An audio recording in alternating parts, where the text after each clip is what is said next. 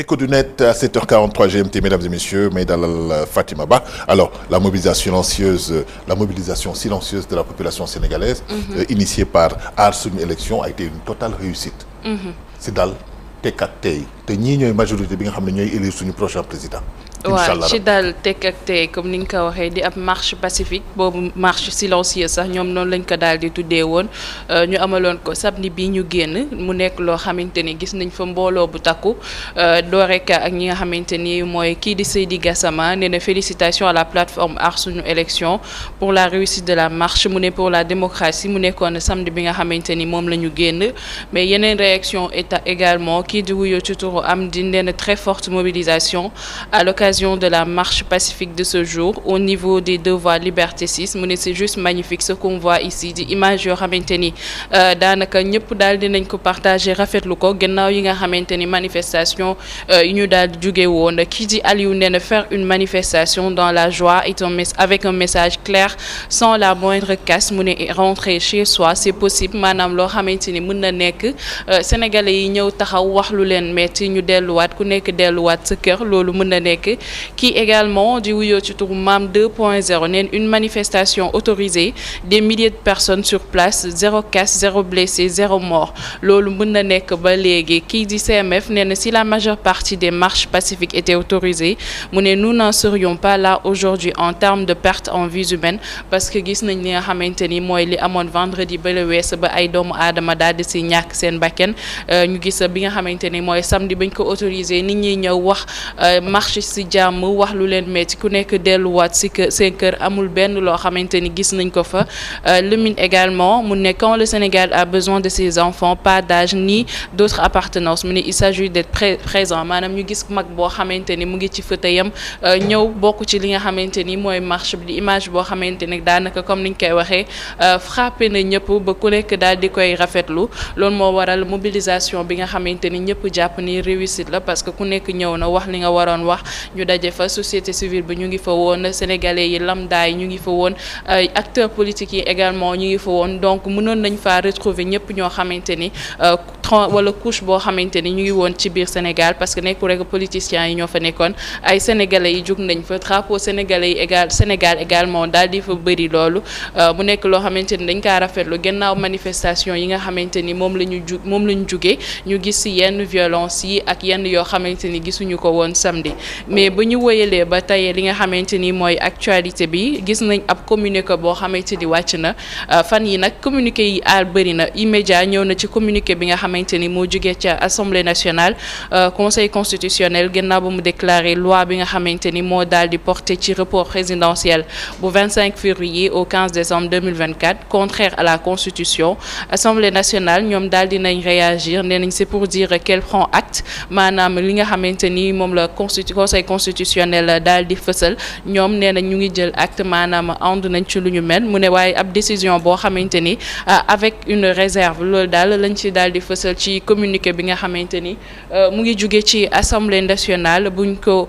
mënee waxee noonu ñi nga xamante ni kii di Ayoba Faye ñëw na ci réaction ki nga xamante ni mooy Abdoulaye Wilane mu nekk député porte-parole bu parti socialiste moom nag mu ngi ñaawlu bu baax li nga xamante ni mooy communiqué bi jógee ci assemblée nationale mu ne ba noppi daal di accuser li nga xamante ni mooy groupe parlementaire bu Benno Bokk Yaakaar ñu nekk ci gannaaw communiqué bu ni mel mu di woo également ki nga xamante ni mooy njiitu réew mi Macky Sall mu jël rapidement ab décret boo xamante ni dina daal di convoquer li nga xamante ni mooy le collège électoral donc communiqué bi mën nañ wax ni joona coow parce que am na ñeneen ñoo xamante ni sax ñu ngi naan communiqué bi c'est pas authentique parce que am na yu bëri yoo xamante ni gis nañ ko ci mu nekk loo xamante ni boobu ba léegi réaction yi ngi continuer ndax communiqué bi c'est authentique ci assemblée nationale la jógee wala également ndax communiqué bi nekk na loo xamante ni lu am na donc c'est assez partagé al mën nañoo wax ni li moo gënoon fës ci xibaaru Écho du net yi. En fait man je ne comprends pas cette polémique sur l'authenticité d'un document qui émane de l'Assemblée nationale. Ils ont un service de communication dañ koy envoyé aux rédactions avec un cachet qui fait foi, mais je comprends pas cette polémique, cette fausse polémique. En fait les politiciens j'ai l'impression que ils nous prennent pour du bétail quoi. Man loolu laa gis quoi, c'est-à-dire que bon man je comprends pas quelquefois dañuy maanaam accentuer seen énergie sur des futilités loo xam ne évidence la lii authentique na wala authentiqueul te Assemblée nationale mi ngi fi dama jokkoo ak ñoom bu jeex Cheikh Hassana.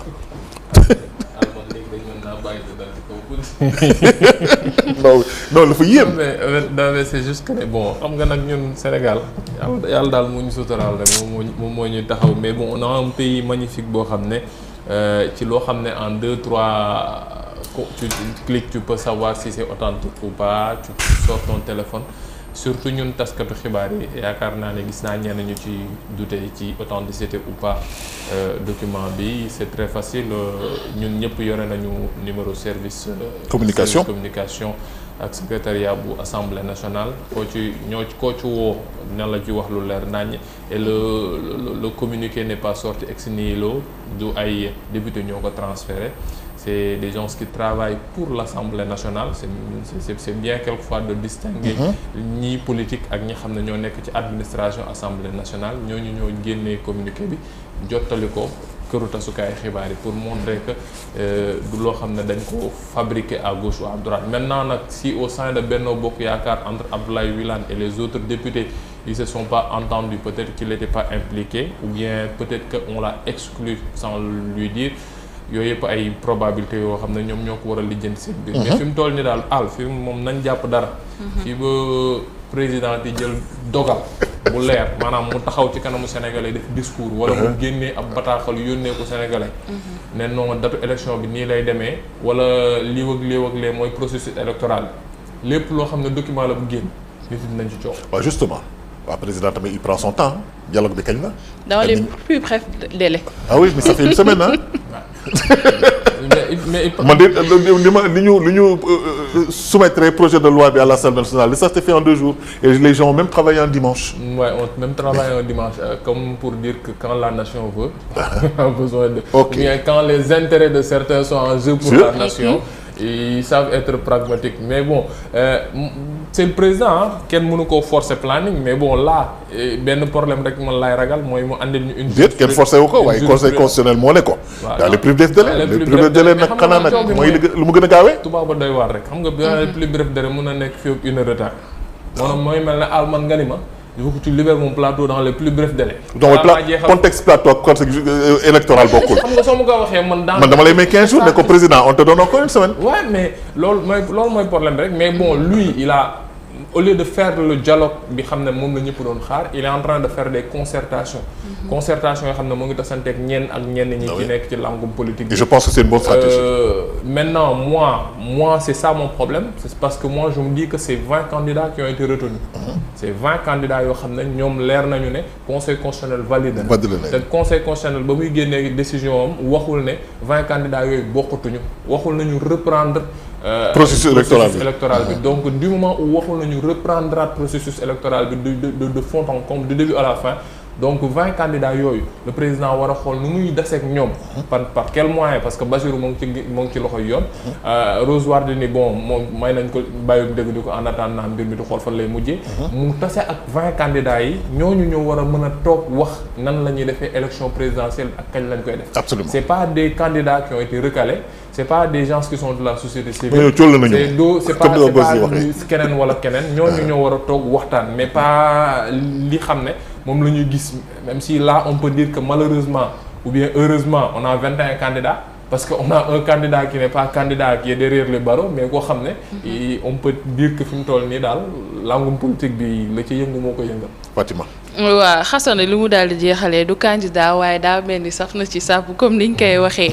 xam nga dialogue bi ñëpp ñu ngi doon xaaree comme niñ ko doon defee président woote ñu dem palais ñoom ñëpp toog mais gis nga ni nga xamante ni moom lañ koy defee et boo xoolee déjà vendredi wala jeudi sax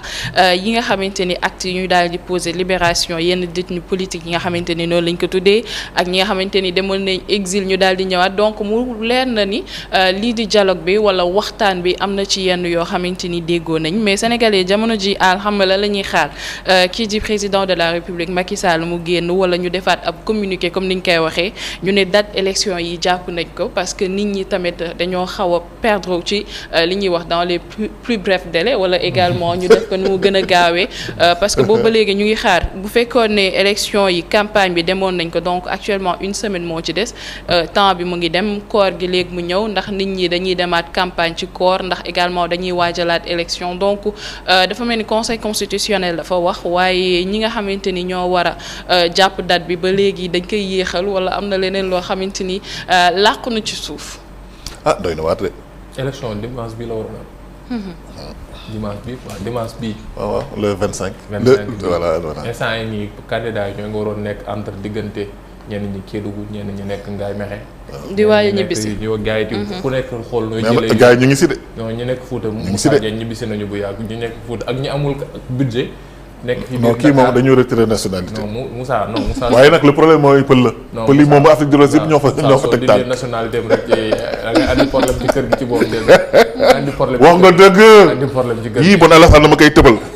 bon Mamadou Ndiaye tamit non Mamadou Ndiaye dafa tëb. Boubacar waaw Boubacar moom dañ koy yóbbu mars. kan mars. non Boubacar moom. sinon day ñëwaat. Boubacar il va revenir par d'autres moyens. nëpp sax gën a sa non mais àll daal na gars yi lijjanti parce que bon plus sérieusement àll lii antécédent la boo xam ne wóorul ci réew. non mais c'est vrai. wóorul ci réew et je pense que il est temps que l'on se prenne un peu plus au sérieux et qu'on prenne un peu plus au sérieux avenir du Sénégal parce que bon jaar nañ fi ci ay jafe-jafe yu metti yoo xam ne diggante 2021 ak léegi ay doomi aadama àll c'est glaçant sooy dégg récit ñi xam ne dañoo jóge ci kaso gi. c'est glaçant ñenn ñi sooy dégg ñu leen jàppee ñenn ñi lu ñuy dund. tey erreur rek la woon il paraît. donc c'est glaçant ku nekk ak am na loo xam ne dund na ko ba li ci gën sax mooy nañ leen jàppale li ci ëpp mooy jëwriñ li man appel boobu lay lancé au ministre de la jeunesse Pape Malick Ndour ñii ñuy bàyyi te ñu nekk ay ndaw ak ñi xam ne am nañ ci ay gaañu dañ nekk ay ndaw dañu xool nu ñu defaat ba am assistance ci ndaw yooyu ñu bañ leen perte am na taxawaay boo xam ne réinsertion bu ñuy wax fii la war a amee sens dëgg-dëgg ñu taxaw leen ba ñooñu su fekkee dañ leen di yóbbu ci empêche DER wala beneen bu mënti doon ñu may leen parce que am na ñeneen ñoo xam ne amoon nañ ci luñ jàpp ay ambulant la ñu woon ñi ay restaurant la ñu yeroon ñii ekkoon ay plombier ainsi de suite nan leen jàppale ak structure yu état bi taxaw fii nii ngir ñooñu bañ a nekk ñoo xam ne dañuy perte à jamais parce que Sénégal ñu wax ko ñu bañ ko wax am na benn genre tabou boo xam ne dañ ko am nit su jugee kaso rek dafa mel ne dañ lay blacklisté ne la noo waratoo liggéey fenn waratoo def dara soo amul ndimbal dëgg quelquefois pour nga duggaat ci société bi day metti te ku xam kaso d'habitude nga delluwaat fa dafay yomb. mais tu sais en fait le problème c'est que je pense pas que ñun suñu homme politique yi am nañu maturité wu xam ni que kii nekk ci opposition moo ko dugal kaso bu génn ñu jàppale ko man je pense que hauteur boobu ak grandeur boobu xalaat ni que xale la ndaw la avenir la ñoom man je pense pas que nos politiques sont assez mûrs pour ça léegi ce qui a incité effectivement à cette majorité silencieuse de s'exprimer mooy justifier effectivement cette marche silencieuse qui a été initiée par des Sénégalais qui n'ont aucune connotation politique bi nga xam ni ils sont conscients ni que seen avenir u pays seen avenir u dëkk ñoom ñoo ko war a jël en main n'est-ce pas Fatima. xam nga souvent dañuy organiser ay mobilisation ay marche mais nit ñi dañuy ragal a dem parce que boo fa demee mën nga faa jëlee lu nekk mais cette fois-ci boo xoolee samedi li nga xamante ni moo nekkoon foofu la ca jet d'eau jàpp li nga xamante ni mooy Liberté 6 lépp loo xamante ni ay mag ay xale parce que nit ñi tamit Sénégal demoon nañu bay naan nit boo organiser marche sax mag mënu faa dem wala xale boo xoolee par exemple France temps yi les mobilisation yi ñu fa daal di amal nga gis nit ñi dañuy ñëw dañuy fecc sax mine de rien dañuy fecc même ci week-end bi amoon na fa mais ñun daa mel ni bu ñu organiser ay mobilisation marche dafay daal di mujjee ci leneen et samedi ñu daal di wone le contraire et dafa nekk loo xamante ni dafa image yu rafet la gannaaw yi nga xamante ni moom la ñu jugee Sénégal ñu ñuy tudd ci yenn yi ñu ñuy tudd ci violence ñu ñuy tudd ci yenn yi ñu gis ñu ci loo xamante ni climat bi moom la ñu xamee mais tey jii ni également lan moo tax ñu daal di arrivé ci stade boobu nañ ko daal di xoolaat et nekk na rassemblement wala mobilisation boo xamante ni presque ñëpp a ngi fa woon ñëpp rafet la fa nekkul rek politiciens yi ñoom ñoo soxla ñoom la avenir u Sénégal daal di yitteel mais ñu nga xamante ni ñooy les Sénégalais lambda muy aal muy xasana muy keneen donc ku nekk war nga jug dem wax li la metti porter ce combat ñëwaat sa kër ci jàmm ak salaam. parce que tu sais Fatima man image bi su ma ko xoolee je suis hyper fier tu sais pourquoi parce que on est en train de se rendre compte que ñun du ñu golo kenn du ñu marionnette kenn du ñu joué wu kenn. dafa am message yu ñuy renvoyer exactement la carte d'électeur ñun ñoo ko moom si isoloir bi ñun ñooy voter suñu bopp ñooy choisir wala ñooy tànn ki nga xam ni moo ñu diriger suba. mais prise de conscience boobu lan moo créé déclic bi à ton avis si on s'est basé effectivement sur les interviews de ces personnes qui ont participé à cette belle mobilisation. est-ce que sonnuñu ci politiciens yi. dafa mel ni réponse boobu mën na cee bokk parce que boo xoolee déjà réaction yi ci réseau yi àll ñi nga xamante ni ñooy politiciens yi fa nekkoon bëriwuñu par rapport ak sénégalais yi nga xamante ni amuñu benn appartenance politique ku nekk da nga dem rek parce que sa dëkk moo la ñor sa Sénégal moo la ñor donc souvent nit dina dem wax leen sax ñu daal di koy attribuer ci benn parti politique alors que c'est pas le cas fii Sénégal ñu bëri ñu ngi toog seen kër am nu leen metti ñu bëri ñoo xamante ni ñu ngi toog seen kër bokkuñ ci benn parti politique mais loo xamante ni benn cause bu ñeel réew mi ñëpp dañuy jugandoo demandoo donc nekk na initiative boo xamante ni ma la koy waxee sànq dafay am message bu ñuy renvoyer waat message boo xamante ni Sénégal dëkku stabilité dëkku jàmm bi ñu xamee woon boobu ba léegi benn politicien mënul tax loolu mu daal di soppeeku ba ñu nekk ak dëkk boo xamante ni dañuy nekk ci xiiroo ak ŋaayoo. Pour une question pour vous deux. Est-ce que c'est pas une manière pour le peuple sénégalais de se dire écoute man finalement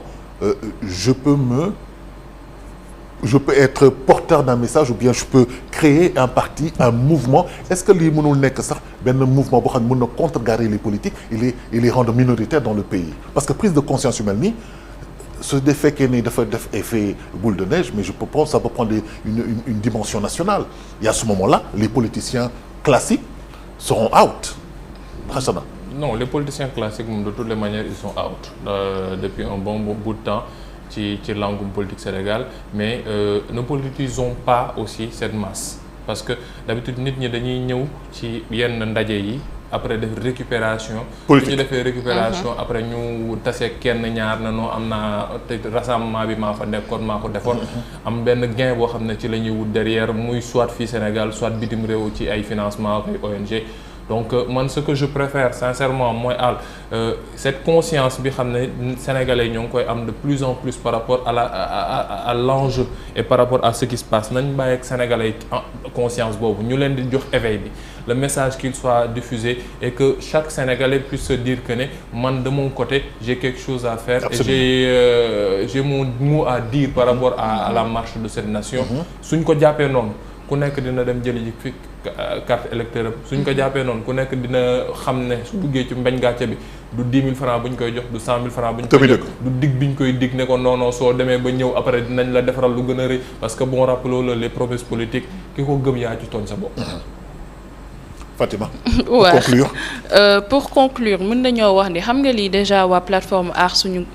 élection ñoo ko daal di initier ñi fi nekkoon donc ku nekk da ngay wax ni que ànduñu ci li nga xamante ni mooy report élection yi donc nit ku nekk ñëw wax lu la metti par rapport à récupération loolu mënul ñàkk loolu moom ci Sénégal la bokk daanaka mais fii nii gis nañ fi lan mooy le malheur des mouvements mooy mouvement yi nga xamante ni dañuy am du ñu yàgg maanaam du ñu def long feu bu ñu defee benn événement benn jaar 2 ans 3 ans après am kërel seen biir mu daal di tas donc dynamique bi nga xamante ne actuellement ñu ngi ci dañu fexe góorgóorlu ci gën kaa ñu am bañ cee boole benn politique bañ cee boole benn politicien loo xamante ni du rax dara intérêt sénégalais yi rek moo leen daal di yitteel et loolu suñ ko defee ak ni nga xamante ni moom la sénégalais yi actuellement daal di mel conscience bi ñuy doxee conscience bi nga xamante ni kenn mënatu leen nax élection bu jotee seen i carte mooy wax mais li nga xamante ni moo am solo mooy ñu dem tamit jëli suñu carte électeur suñu carte yi nga xamante ni ñu ngi nelaw ci préfecture yu bëri yoo xamante ni ñu ngi ci biir réew mi àll. En tout cas là moi je suis très fier de voir les Sénégalais prendre conscience que élection présidentielle on peut pas être des spectateurs c'est pas possible. On a un grand rôle à jouer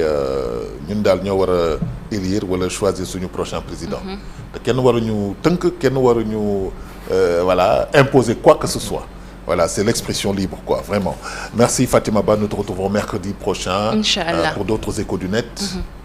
Bonne journée à toi. Bonne journée Al, bonne journée également à nos téléspectateurs et internautes. Voilà, Cheikh Hassan Fall, nous te retrouvons tout à l'heure avec Bruno Derneville, qui est le directeur de campagne du PUR. Ouais. Voilà, on va pas. J'espère que bon, je vais lui poser une question qui va peut-être gêner. Hein. Est-ce qu'ils vont pas en faire un État islamique? Mais bon, je lui poserai la question quand même. Mais c'est un parti hyper discipliné. Très discipliné. Très discipliné. Vraiment, moi, je les adore.